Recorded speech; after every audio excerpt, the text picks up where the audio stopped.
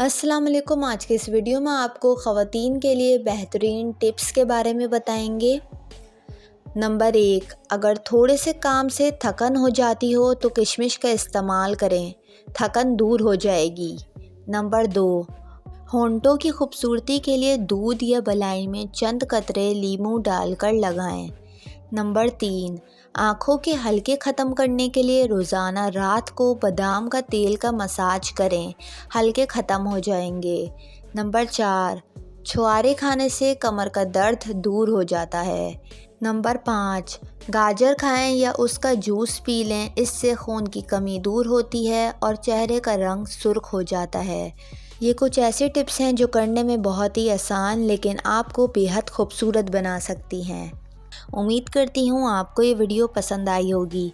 Video पसंद आई हो तो वीडियो को लाइक और मेरे चैनल को सब्सक्राइब करके बेल नोटिफिकेशन ज़रूर ऑन कर लें।